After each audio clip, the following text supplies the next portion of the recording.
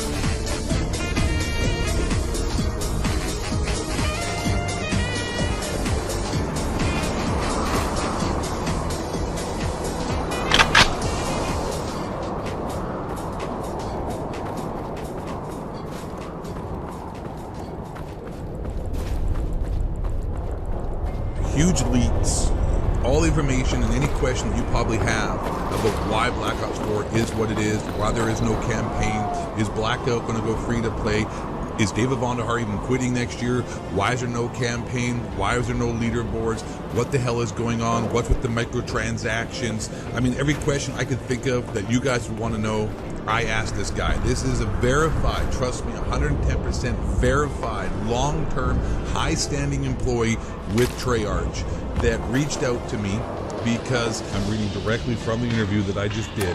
I believe there's quite the disconnect between your opinions and what actually happens behind the scenes. And while I know most of your content is an exaggerated character, it still reflects poorly on us. I'm down to chat, answer some questions, close the gap essentially. Everything said here is confidential though. That is incredibly important. And I'm going to have to omit some of the things he asked me I can't answer because it would divulge his identity and he would be terminated, and he's been at this place for a long time and he is taking quite a risk by coming out and doing this interview with me. Without further ado, let's just jump into it. Don't worry, I'm not going to hurt you. Oh, I'm not not worried about that. It's just, well, I think I ate a bad can of meat.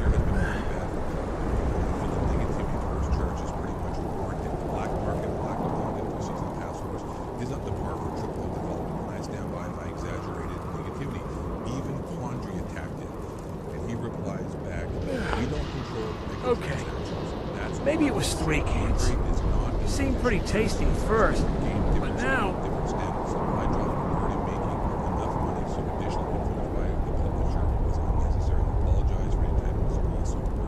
My follow-up question is, if you don't control microtransactions, then why such a huge difference between... It's got my guts all in a twist.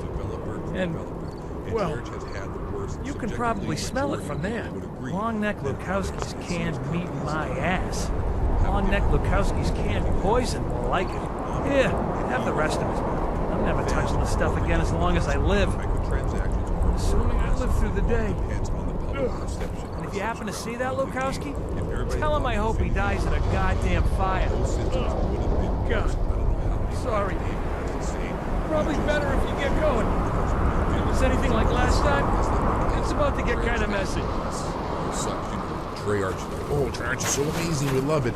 They are more forgiving, like he said. So the more love that the fan base has for a certain development team, the harder Activision will push microtransactions and crappy systems down your throat because, like they said, the development team won't get as much hate. And Infinity Ward and Sledgehammer Games are not like, well, they are now, but they weren't. They were more like, the game wasn't that well received. And therefore, Activision didn't want to totally freak out and piss off the fan base, so they subsequently didn't push microtransactions as hard, which does make sense.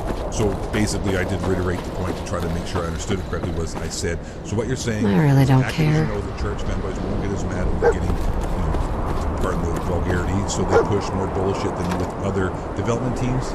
And then he answers back, that would be correct. Yes, it's not just microtransactions either. Our development cycle is affected by the other studios. Infinity Ward hit us with hard when that backlash was going on. I don't make excuses. Honestly, Black Ops 4 has been the worst experience I've ever had here at Treyarch. I still love my job, though. And so I say, you said Black Ops 4 has been the worst experience you've had at Treyarch. How come? I think the campaign being scrapped was a big low. I spent most of my time there. Thankfully, most of my work was salvaged and repurposed. So I follow up with, so is there any truth to the rumors that you had to scrap the multiplayer idea that was like an Overwatch style multiplayer with no kill streaks and start over to work on what the current iteration of multiplayer we have now is? Hence why it isn't 100% complete on launch and still being formed more or less. That leak in particular, if you guys know about, the Overwatch that Matt Harris, I believe, leaked about how the game looks like an Overwatch-style game with no kill streak, etc. He says that leak in particular was real, however, was shown in a purposely negative light. The playtester who gave the information to Matt has been blacklisted and won't be doing anything with us anymore anytime soon. Sometimes things just aren't as fun as you'd like. And I'm jumping ahead of the interview here as well because I know what he's going to say as well that sort of ties into this to make it a little more smoother. Instead of having 3 years to develop the multiplayer, they only had less than 2 years. I'm getting way ahead of myself, but anyways, Black Ops 4 was meant to be directly after Black Ops 3. It's meant to be not a prequel, but it was supposed to be right after.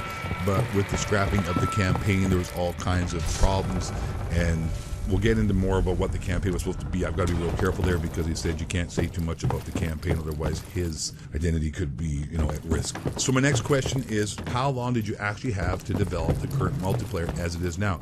Did you have enough time or as much time as you would have liked? Did you feel satisfied with what you had when the game went gold in regards to multiplayer? Also, why did you scrap single player? We had 2 years to develop Black Ops 4, not 3. That's a common misconception. We made the changes to multiplayer and campaign pretty late in development. I'd say around March 2018, but I'm not available to provide specific dates. We could have definitely used that time to polish the game up. However, at the time, it just wasn't possible. Those changes need to be made before anything else. What he says here, I don't know if I can say. Campaign being scrapped was a mix between development and business problems. The next question is, as an example, you recently added bare bones, something a lot of people have been asking for months. Why does it take so long for Church to listen to what the community would like as a majority to be implemented into the game? People have also been asking for the VSAT and better kill streaks, but Dave told us basically to go pound sand. With the popularity of Fortnite and the great interaction from Epic Games and implementing and removing things from the game based on community feedback, You'd think Treyarch would be quicker and more receptive to giving the community what they want. How come they don't, or are so slow to act?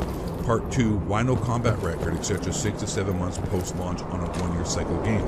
Okay, I forgot, also ties into part 1 question. Did your recent changes come as a direct reaction to Apex Legends taking player base from Blackout? These things take time to develop. We can't have a mode done in a week. It needs to go through multiple in-house and then must be certified by Sony Xbox, which takes a while. VSAT just doesn't fit into the game. Also, we literally cannot add new streaks in the game. It's a technical problem that would require the game being rebuilt from the ground up. We already have enough visibility, fog of war, UAV, sensor dart, vision, pulse, hawk. Combat records is something I'm not in position to talk about. Leaderboards end up being filled with cheaters and exploiters. There's also some legal things that I cannot talk about. I don't know. We just make games. Apex probably affected our publisher, but not us. Level designers, animators, artists, etc. They don't care about new games releasing. Work still continues as usual. League play could not be developed during development because of the multiplayer. Won't be able to changes. pick this. We just didn't have time. Once again, League play could not be developed during development because of the multiplayer changes. We just didn't have enough time. Which reiterates the point and the conspiracy that, like they said, they changed things around and scrapped the single player. Basically, the game was just extra, and they released the game because they switched everything around. How far into the freaking development cycle? March 2018? The game March in 2019? March, April, May, June, July, August, September. That's 9 months, man, before the game was supposed to launch, when this crazy stuff also was being still fixed and done in the game.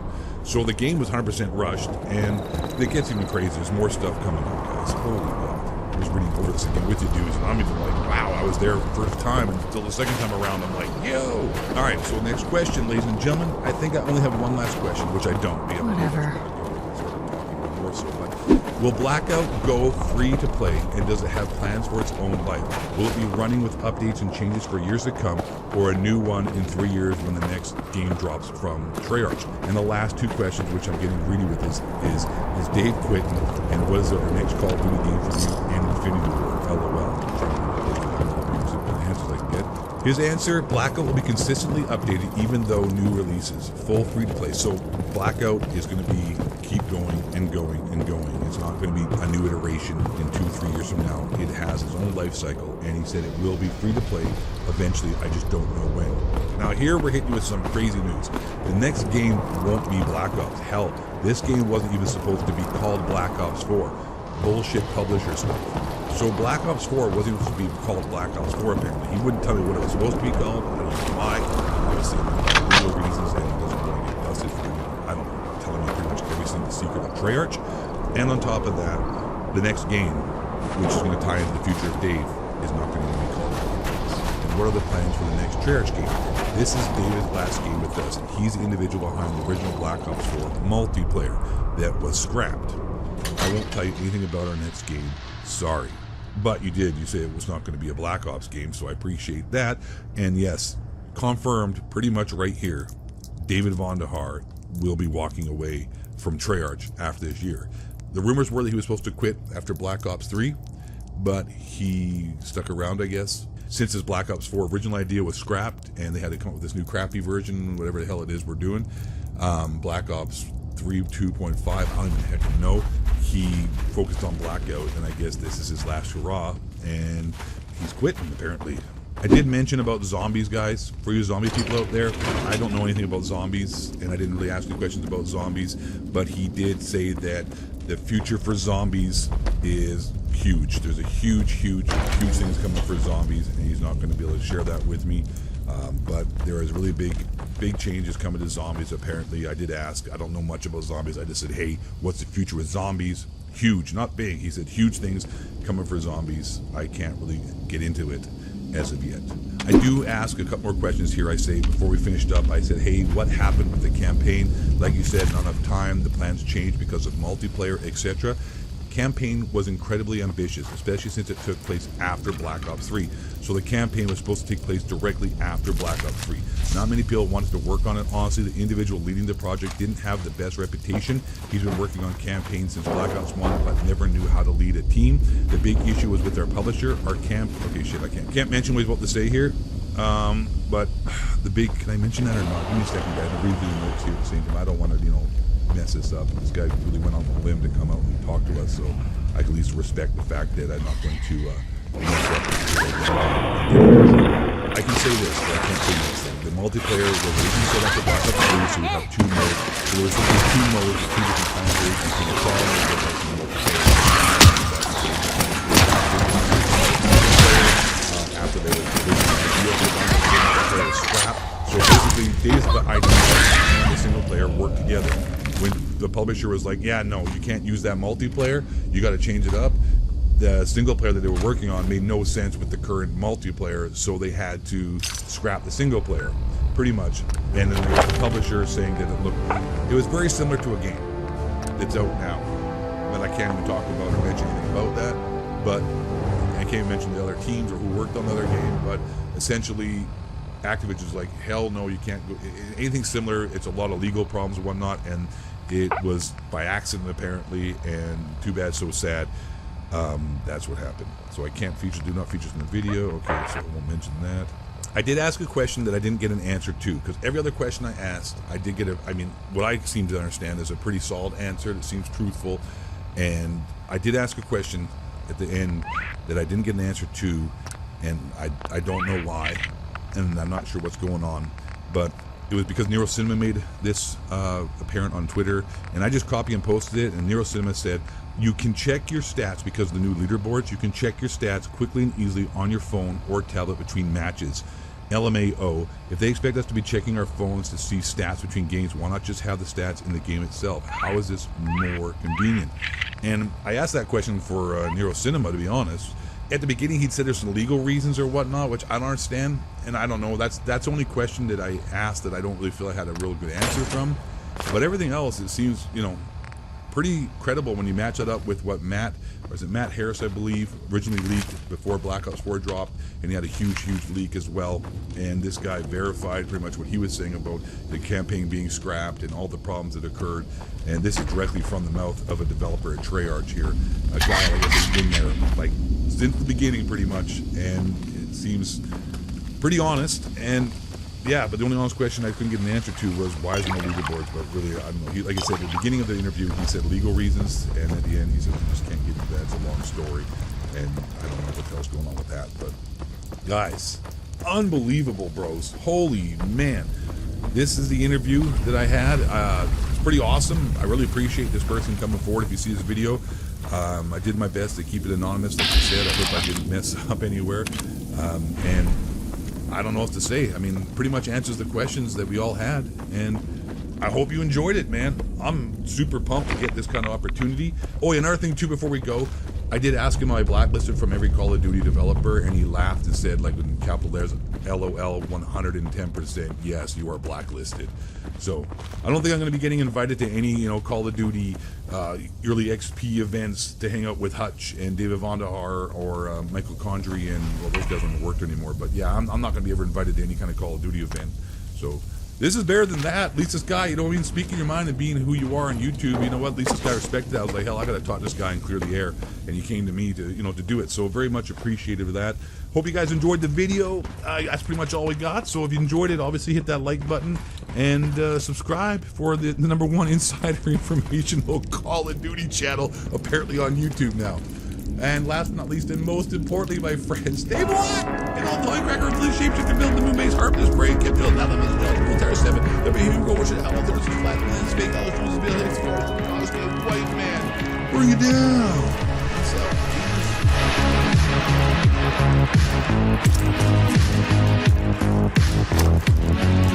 What's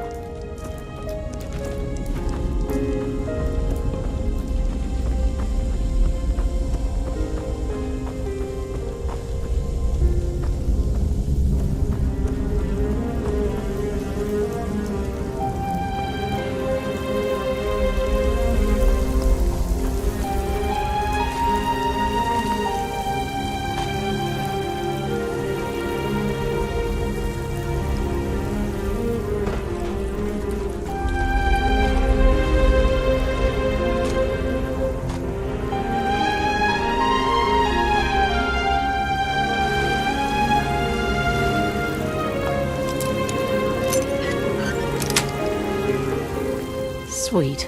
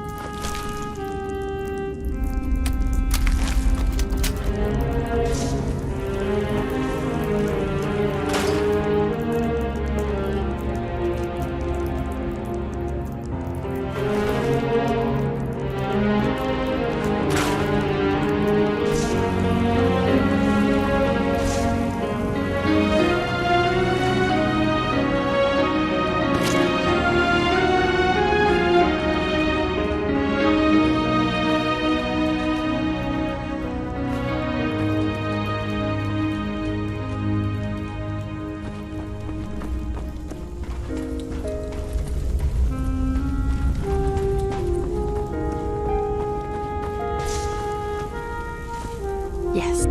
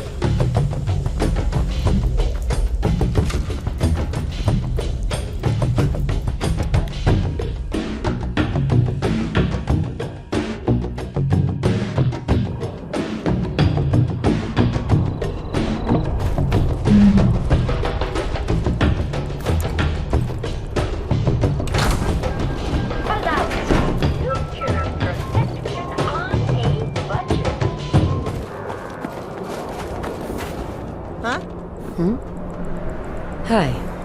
So what's your story? Looking to trade? Rob me? Or just ask directions to Diamond City? Diamond City? Where's that? Directions. Figures. Just keep going until you see the skyline. Cross the river. You'll find the Great Green Jewel just inside the city limits.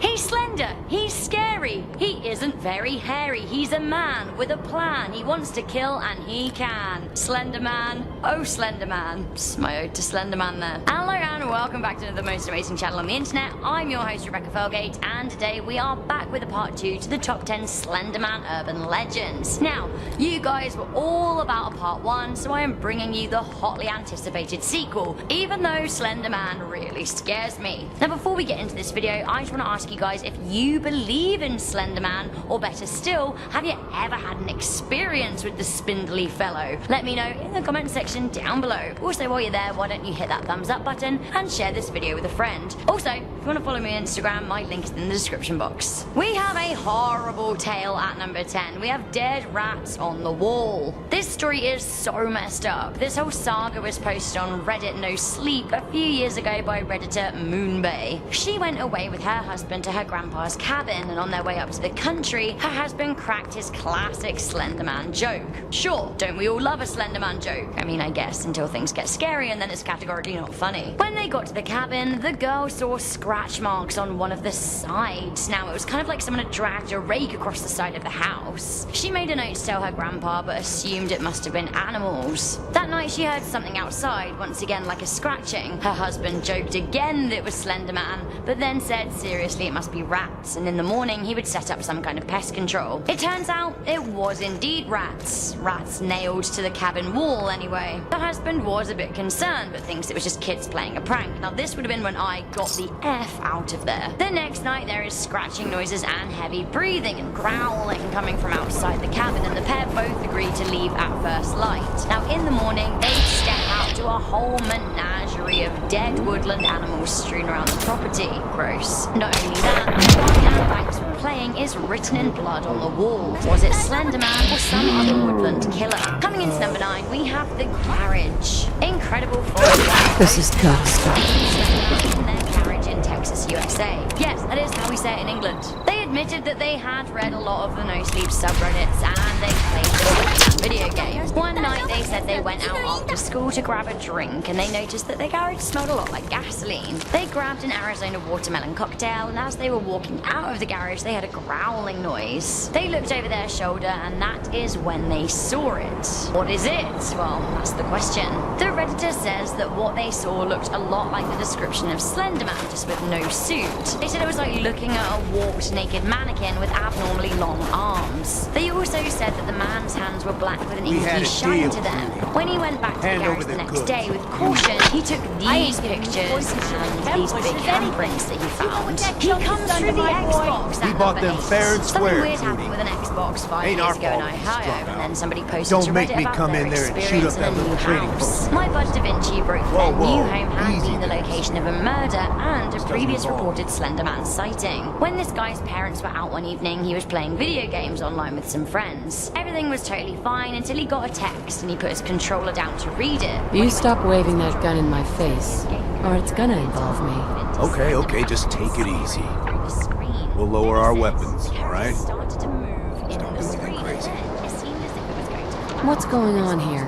It's a simple business dispute, got it? Trudy's sitting on a pile of goods that she owes me. I tried raising it with her, but it looks like I gotta take what's mine by force. Want to make some easy money? Help me out. I could use another gun. Maybe you think you can talk some sense into her. I'll talk to her. Maybe we can work this out. Appreciate it. If things go sideways, we'll back you up. Just get out of there. Get out of there exactly is what this one Redditor did when Slendy came for him. Hey there. I saw you in that poison cell They talking. saw Slenderman. Well, Tall, slender, black. he ain't no-face, getting creepy. his money. Sure. After Period. seeing him a few times, he decided, you know what, I'm done with Look, this you neighborhood. owe them money. If you just pay them, then this will be over. Everyone walks away without getting hurt. All right, I'll pay. But that bastard ain't gonna sell one more drop of jet to my boy. Seemingly an interview with the child, Jimmy. The You'll kid get your seemed damn scared money, about something, but I and the better not tape catch turned you into selling screaming. pens to my Look, boy quote, again. he said, Fine by he's me, here, Trudy. he's here. This Jimmy kid seemed to totally lose it. He then seemed to All right. hallucinate, and the guy Crisis listening to the over. tape also had If you're here to hallucinations trade, of his step very up to the own. He counter. dreamed that Slenderman came to him with his tentacles, and that Thanks he for saving actually me, hid friend. his wife and a Take kid in a this. mountain cave. It's He all then I woke got. up to hear the kid in the tape screaming. Meet the only group that might be able to stop Slenderman at number 6. We have the Optic Nerve. Hey there. Optic Nerve, We're also open known for as business the again. Organization, A the little lighter in Bureau, the pocket, and the thanks to you. Anti-Spacewalker Unit. How about this you buy is the something? legendary group that observes and tracks Slenderman. The Optic Nerve is highly secretive, but the urban You got legend things goes covered from here? Yeah. Washington, It's gonna take my son a while to get off the chems, but we'll make it. We always do. Now, let's get back to business. You need anything for the road? I'll take a look. Sure. All salvage, but nothing's junk. While the team tracks Slenderman, who they call the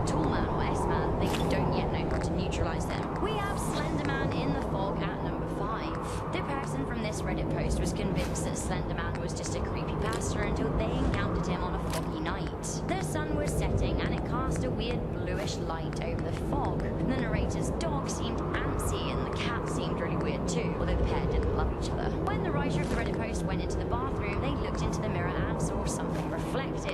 It seemed that there was a long, tall figure outside looking around. They thought it was just a trick of the light, but when they went out to let the cat out, they noticed that there was a crouched figure by the trees in the garden. As they strained to get a look at what it was, their neighbors came home, lighting up the fog around them with their car headlights. Now the figure then seemed to disappear. What was it? We'll never know. The Canuck sightings are coming into number 4. In 2015, Slender Man rumors were rife as ever when not one but 4 people reported seeing the spooky figure in and around Canuck in the Midlands of Great Britain. Some swear the sightings were Slender Man, others were convinced it was the lost soul of a ghoul roaming around the old mining town. That being said, 3 of the 4 Slendy sightings were inside a house. We get One paid witness and I said don't that they even woke gotta up to shoot see a nobody. spear Good staring job. at them in the shadows Here. of their room, and as they got How up to about I show you all investigate, the the woman pick-me-ups said, and I I have. quote, "As I tried to get out of bed and investigate further, the shadow began to stretch towards the ceiling. It was at that Let's point take a look. You got that needs, disgusting I got product. creature. It was about 8 feet tall and had a white face with razor-sharp fangs. Another household reported that the tall man had fierce red eyes and was wearing a black suit and a hat. The indoor sightings are being explained as the effects of sleep paralysis, but this is just too much of a weird coincidence. Another witness who reported seeing the man outside said that he wore a long black overcoat.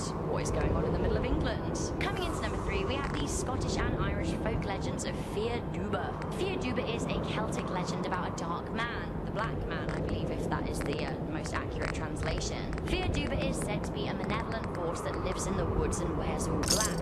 Sounds like someone we know. He's also said to have long, tentacly arms, which he's able to pass off as branches when he wants to be disguised. Now, by disguising himself as a tree, Fear Duba is able to peep in the windows of children and tap on the glass with the branches. Speaking of branches, we have the legend of the Dutch Takken Man at number 2. Takken Man means branch man in Dutch, and the legend is strikingly similar to that of Slender Man, which leads me to think that the many Slender Man-like stories across the world might in some way be connected. We might not have the same name for the menace, but it is eerie how many different cultures have had a similar figure in their local lore. With Takken Man or Branch Man, he has legs that resemble thin tree trunks. He's very tall, blending into the woodland. Now with the American and English legend, it's more the arms that are long, but here it's the legs. Still though, it's thought that Takken Man shares some key similarities with the German legend of Langer Man, Long Man. They're both creepy woodland dwellers that appear to show up in the background of seemingly normal pictures. Finally, at number 1, we have the legend of what actually happens to you before Slender Man gets you. We have Slender Sickness. Those stalked by Slender Man have been known to contract what the internet is calling Slender Sickness. This sickness presents itself in coughing and sneezing fits, then leads to coughing and vomiting blood. It's also characterized by extreme exhaustion, paranoia, nausea, fever, nosebleeds, and a lot of short-term memory loss. Not ideal. The Slender Wikia explains this sickness is sigma radiation, so basically radiation poisoning. This is apparently contracted by being too close to the Slender chap. Apparently the illness gets worse the more you spot him. If you do have these symptoms in real life though, I think maybe do see a doctor and don't let old Slendy Wikia diagnose you. So guys, that was the top 10 Slenderman urban legends. Once again, do let me know if you believe in Slenderman. Now before I go, I just want to read some